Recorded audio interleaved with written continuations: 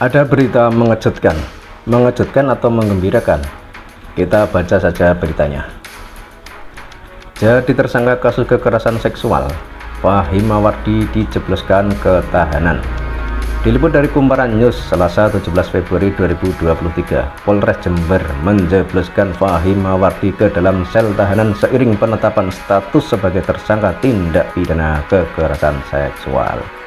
Penahanan terhadap pengasuh Ponpes Al Jalil 2 Jember itu berlangsung sejak selesainya pemeriksaan di unit PPA Satreskrim sekitar jam 2 WIB Selasa tanggal 17 bulan 1. Polres Jember telah menetapkan sebagai tersangka kasus kekerasan seksual, disangka melakukan kekerasan seksual terhadap A, Ustadzah kelahiran Maret 2003. Kata pengacara Fahim, Alananto, pada Selasa 17 bulan 1. Alananto menyayangkan penahanan itu. Kami sudah mengajukan surat untuk tidak ditahan, ucap Alananto. Alananto berencana menggugat polisi via pra-peradilan terkait penahanan itu. Bisa jadi polisi takut tersangka menghilangkan barang bukti atau melarikan diri, padahal sampai detik ini kami selalu menghadirkan Ustadz Fahim di setiap proses sampai menjadi tersangka, kata Alananto. Bravo Pak Polisi dan Bu Polisi yang sudah menetapkan Fahim Mawardi sebagai tersangka. Kemudian tanpa basa-basi langsung memasukkannya ke penjara. Memang berbahaya kalau tidak dilakukan penahanan. Bisa Fahim kabur alasan umroh, bisa Fahim intimidasi pelapor, bisa juga Fahim berusaha menyuap pelapor agar mencabut laporannya. Dan bisa juga Fahim memprovokasi umat Islam agar mau membelanya dengan alasan dikriminalisasi. Tapi harapan dari semua itu kini pupus dan mau tak mau Fahim dimasukkan ke penjara. Terus berapa tahun rencananya Fahim Mawardi akan tinggal dengan makan minum gratis di dalam jeruji besi? Kita lanjut baca beritanya dulu. Awal mula kasus, Fahim dilaporkan ke polisi oleh istrinya sendiri, yakni Himatul Aliyah, atas dugaan perbuatan cabul terhadap 11 santriwati dan 4 ustadzah di sebuah kamar khusus dengan kunci fingerprint. HA, yang juga sama-sama menjadi pengurus Ponpes, bahkan tidak bisa mengakses kunci pintu tersebut. Malah kerap melihat santriwati diajak menginap di kamar di lantai 2 Ponpes itu.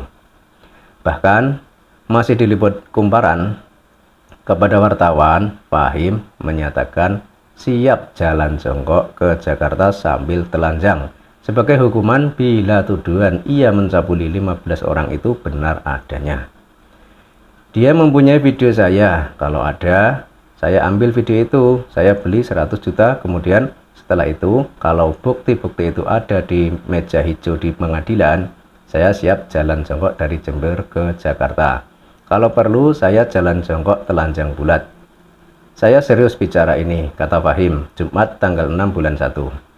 Saya bertaruh, kalau mereka mempunyai bukti yang katanya mencabuli atau apalah bahasanya, saya berani jalan jongkok dari Jember ke Jakarta telanjang bulat, ujar Fahim. Saya bersumpah, wallahi saya berani seperti itu, kata Fahim. Wah, bakalan seru nih. Nampaknya masyarakat Indonesia sangat antusias menunggu momen langka ini. Bahkan dalam komentar YouTube kemarin, ada juga yang bersedia menyiapkan air mineral dan nasi bungkus di jalan yang hendak dilewati Fahim Mawardi ini. Dan mungkin masyarakat tak hanya mau menyiapkan keperluan makan di jalan saja, bahkan ada yang bersedia mengiringkan perjalanannya.